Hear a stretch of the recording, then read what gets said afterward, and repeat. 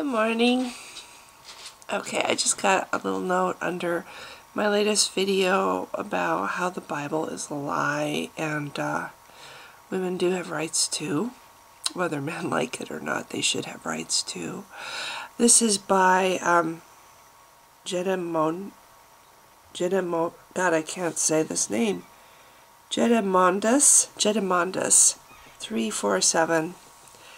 I think the fact that this type of misogyny exists now and thousands of years before gives credence to the idea that man created this God and not the other way around. I believe it was Susan B. Anthony who said something along that line. I have seen quotes by Susan B. Anthony and have always appreciated them, so I thought this morning I would go to a page that has a list of her quotes and read some of them. What I love, there's a lot of them I love, but this is the first one that stands out to me. I think the girl who is able to earn her own living and pay her own way should be as happy as anybody on earth. The sense of independence and security is very sweet. You know, and it's really sad that these people who think that women should just be little domestics for men will never understand that. They will never understand that women have the same needs for challenge, the same needs to test their own potential and see how far they can go as men. Here's another one. I declare to you that women must not depend upon the protection of man, but must be taught to protect herself, and there I take my stand. Something that I noticed when I was growing up, that I saw a lot. It's not so common now, but it was common when I was younger because I saw it happen to several of my mother's friends, women from my mother's generation, women who never worked. They just stayed at home and were man's little helper. And then the man leaves them, divorces them, or dies. And the woman is completely incapable of paying the bills, managing a budget. She has no skills to offer when she tries to find a job. Maybe she still has kids that she has to support on her own, but she has not been given any of the tools that she needs to support her own children and keep a roof over their heads. See, maybe I come from a different way of thinking because I was raised by a very independent, a fiercely independent woman. That would be my mother. We never went on welfare. We never had food stamps. We never put out a hand. My mom sometimes worked 2 jobs to keep us going, to raise us. And she did it with a mental illness. So men who want to think of women as inferior and weak and needing man's protection are living in the dark ages, and they're doing it deliberately because that's what they want. Another quote, I distrust those people who know so well what God wants them to do because I notice it always coincides with their own desires. Kind of goes along with the comment under my post.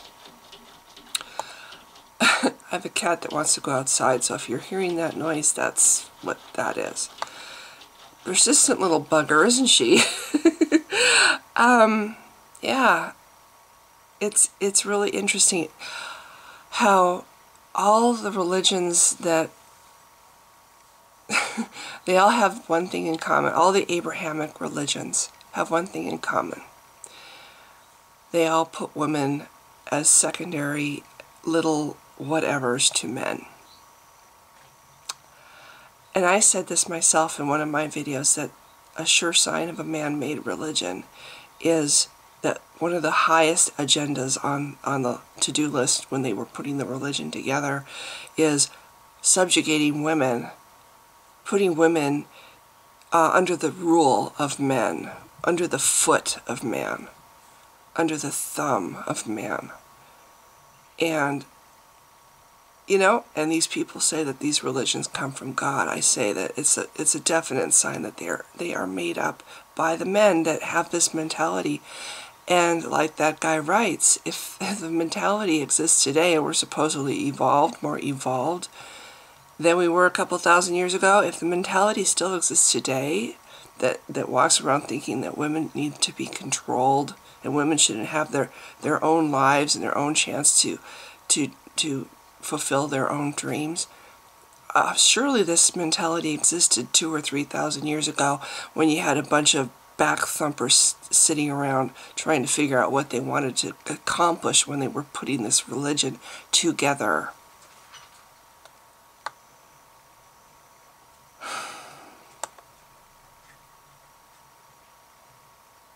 I'm trying to find other ones. I have encountered righteous mobs and have been hung in effigy. But my motto is, men's rights are nothing more, women's rights are nothing less. She writes, I do not consider divorce an evil by any means. It is just as much a refuge for women married to brutal men as Canada was to the slaves of brutal masters.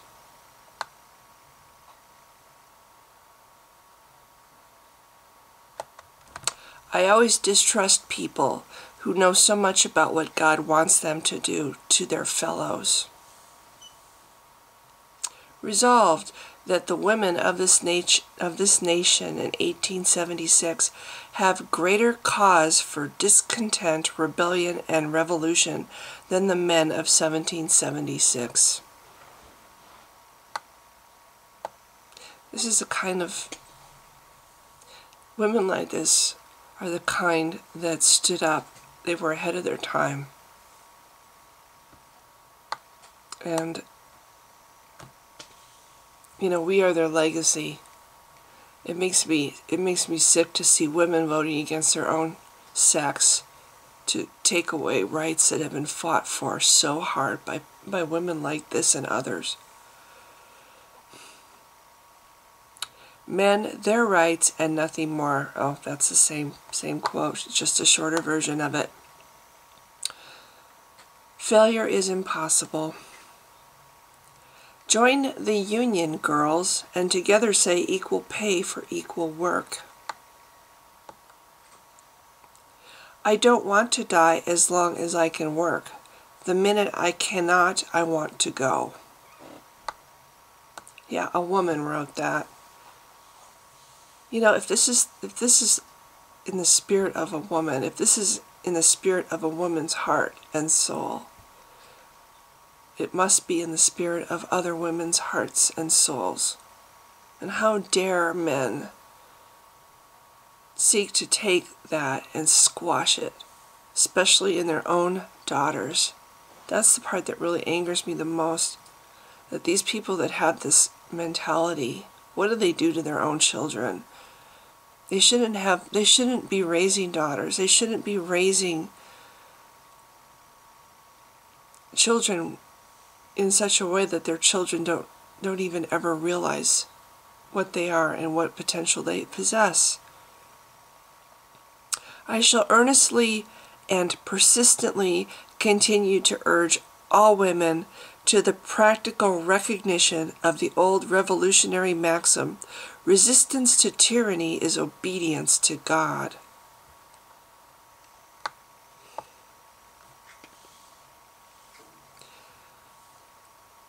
Modern invention has banished the spinning wheel, and the same law of progress makes the woman of today a different woman from her grandmother. Women, we might as well be dogs baying at the moon as petitioners without the right to vote.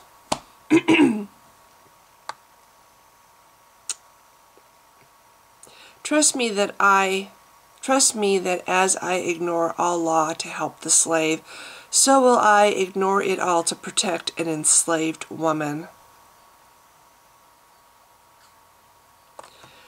This is rather different from the receptions I used to get 50 years ago. They threw things at me then, but they were not roses. Amazing woman. I beg you to speak of women as you do of the Negro. Speak of her as a human being, as a citizen of the United States, as a half of the people in whose hands lies the destiny of this nation.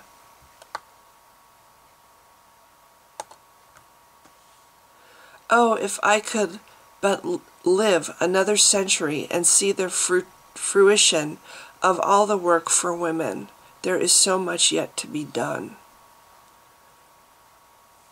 You know, she could have seen us in the 1980s, even the early 1990s, before this rise in fanatical Christianity, which, you know, it's the exact same mentality as you see in the Islam, the fanatical Islam, the Sharia law that says basically women have no rights, or women are guilty until they prove themselves innocent. No man is good enough to govern any woman without her consent. Organize, agitate, educate must be our war cry. Independence is happiness. So that's the ones that I see on this page. There's a page 2, but I don't need to keep going. Yeah, I just think that somebody else wrote something that I wanted to share if I could find it.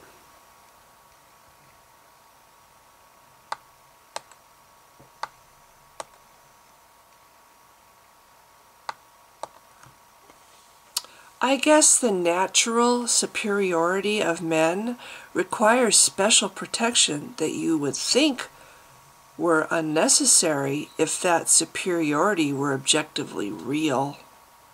That's by McNuts 2.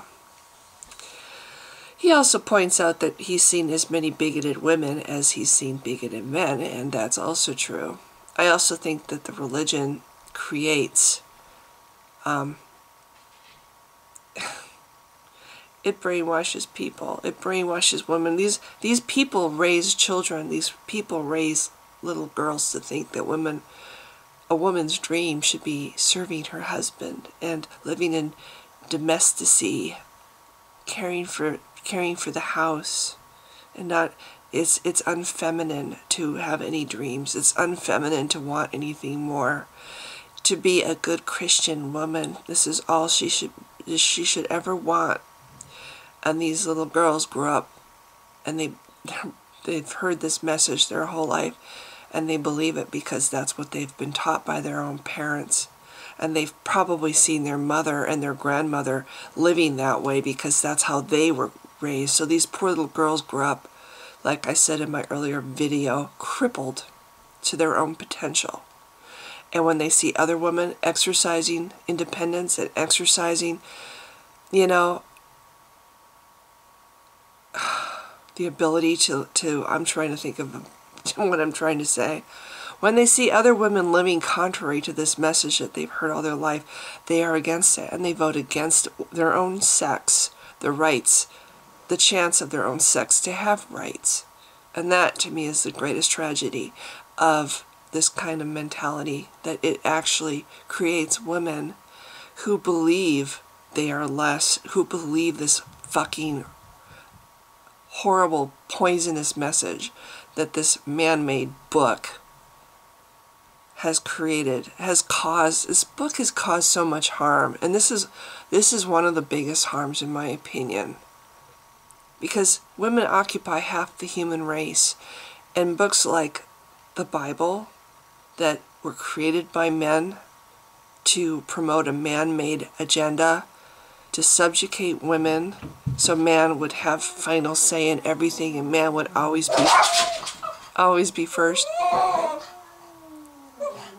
Anyway, yes, I'm putting a different ending on this video because my cats were upstairs howling at each other, and my dog was whining and barking, and it was very annoying. I just want to finish up saying that I think this is an indication of how religion poisons society, poisons our minds, poisons our potential, poisons everything, and it needs to be atheists who feel like they can just sit on their thumbs and just let Christianity flourish and continue to be a threat to people who are struggling to have the same human rights as everyone else. You know, I just think that I wonder about atheists like that they can be so complacent when they see this kind of, or maybe they don't see this kind of harm. They need to open their eyes. They need to see that this religion is poison and that it's causing irreparable harm to people's lives and to our society. So anyway, if you've been watching, thank you. Bye.